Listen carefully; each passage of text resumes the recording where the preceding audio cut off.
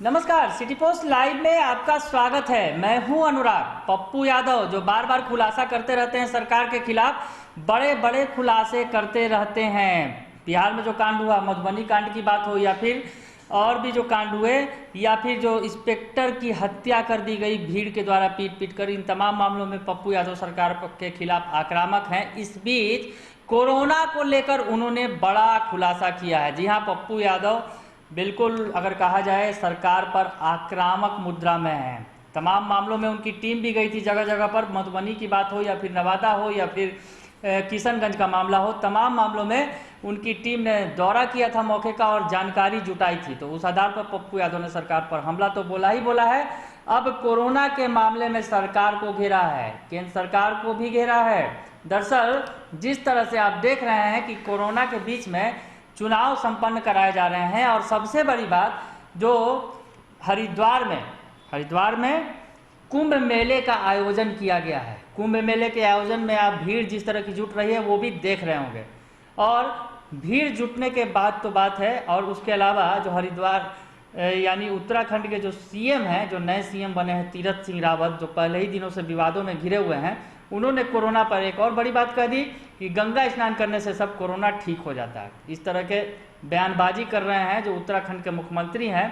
और उत्तराखंड में भारी भीड़ जुटी हुई है जो कहीं ना कहीं कोरोना को आमंत्रण दे रही है। कोरोना के इस दौर में जहां पर तमाम जो राज्य हैं परेशान हैं, तमाम राज्यों में गाइडलाइंस जारी किए जा रहे हैं कोरोना को लेकर, लोगों का घर से निकलना मुश्किल है, लोगों की कमाई पर आफत आ गई है। इस बीच कोरोना को लेकर जिस तरह से भीड़ जुटाया, कोरोना के इस संकट के बीच भीड़ जुटाया गया हरिद्वार में, हिंदू आस्था के नाम पर, हिंदू पर्व के नाम पर और महाकुंभ के नाम पर जिस तरह से महाभीड़ जुटी है, तो बड़े सवाल खड़े हो रहे हैं। विपक्ष भी सवाल खड़े कर रहा है और तमाम जो है जागरूक लोग हैं वो भी सवाल खड़े कर रहे हैं कि आखिर सरकार हमें तो घर में बंद कर रही है, पर इन लोगों को क्यों खुद छूट दे रखी है जो महाकुंभ में पहुंचे हैं 20-25 लाख की संख्या में। उसके अलावा चुनाव की बात करें तो चुनाव में भी लोग धड़ाधड़ रैलियां कर रहे हैं, बड़े बड़े नेता। तो सवाल उठ रहे हैं और सोशल मीडिया पर तो ये सवाल बहुत तेजी से तैर रहा है कि जहां चुनाव होते हैं वहां कोरोना नहीं फैलता है, पर जहां चुनाव नहीं हो रहे हैं वहां कोरोना फैल रहा है। कुछ नेता तो सुझाव भी दे रहे हैं बिहार के नेता को और मुख्यमंत्री नीतीश कुमार को कि बिहार में आप भी मध्यावधि चुनाव करवा दीजिए तो बिहार में कोरोना भाग जाएगा बिहार से। इस तरह की बातें, तमाम बातें वार पलटवार चल रही है। इस बीच पप्पू यादव ने बड़ी बात कर दी है कोरोना को लेकर और कहा है कि कोरोना ये कोई बीमारी नहीं है, ये एक साजिश है। जी हाँ, बड़ी साजिश है। तो पप्पू यादव क्या कह रहे हैं कोरोना को लेकर, सुनिए पहले उनकी ही जुबान से। कोरोना भगाना है तो बिहार में फिर से चुनाव करा दो। सारी बीमारी कहां चली गई भारत से, सिर्फ अब एक ही कोरोना बीमारी बचा। हरिद्वार में क्या हुआ, किसान आंदोलन में कोरोना क्यों नहीं?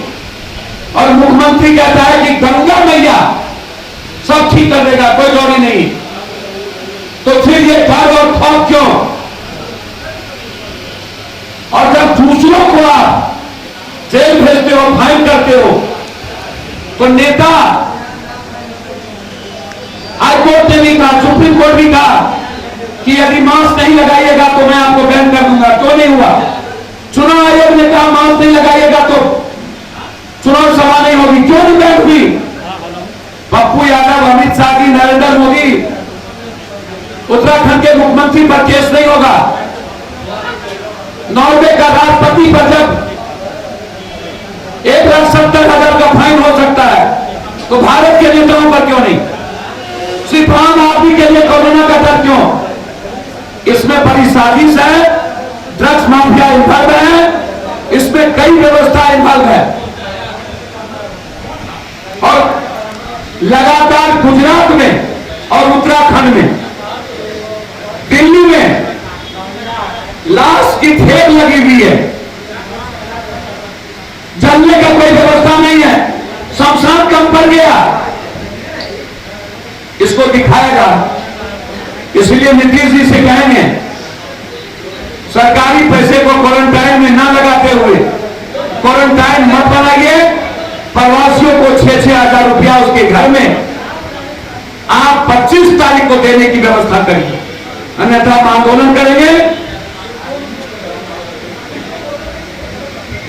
और अन्य बीमारियों के लिए आप सरकारी अस्पताल में यह व्यवस्थित करिए कि अन्य बीमारियों से, कीमो से, कैंसर से, निमोनिया से, टाइफाइड से, बुखार से कोई व्यक्ति नहीं लौटे, उसकी सुरक्षा की व्यवस्था करनी होगी। यह मेरा डिमांड है, सिर्फ डर पैदा करने से नहीं होगा। तो सुना आपने कि पप्पू यादव कह रहे हैं कि ये एक बड़ी साजिश है और इस साजिश के पीछे कौन है वो बता रहे हैं और कह रहे हैं इसमें सीधे सीधे ड्रग्स माफिया इन्वॉल्व हैं, जिनकी सरकार से सांठगांठ है और वो ड्रग्स माफिया ही इस कोरोना का जो खौफ है वो फैला रहे हैं।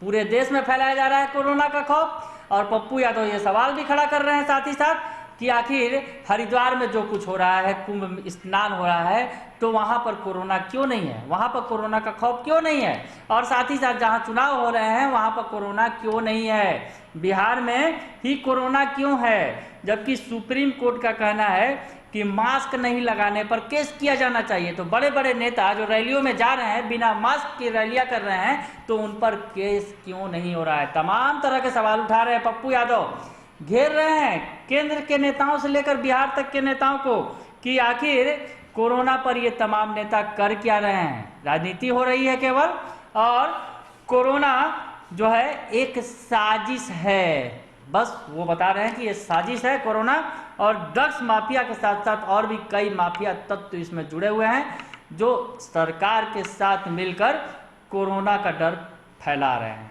बांट रहे हैं। इस तरह की बात पप्पू यादव ने कहा है। साथ ही साथ ये कहा है कि कोरोना की बीमारियों की वजह से अन्य बीमारियों का जो इलाज नहीं किया जा रहा है, तो वैसे लोगों के बारे में सरकार को सोचना चाहिए कि कोरोना के नाम पर तमाम तरह के इलाज बंद कर दिए गए हैं सरकारी अस्पतालों में, उसे भी जल्द से जल्द चालू करना चाहिए। और बिहार के मुख्यमंत्री को ये सुनिश्चित करना चाहिए कि कोरोना ही नहीं, जो अन्य बीमारियों से भी पीड़ित लोग हैं उनका भी इलाज हो सके। तो पप्पू यादव ने बड़ी बात कर दी है, साजिश का खुलासा कर दिया है और साथ ही साथ सरकार को नसीहत भी दे डाली है कोरोना पर। अगर आपको ये खबर अच्छी लगे तो इसे जरूर लाइक करें, सब्सक्राइब करें और शेयर करना ना भूलें। धन्यवाद।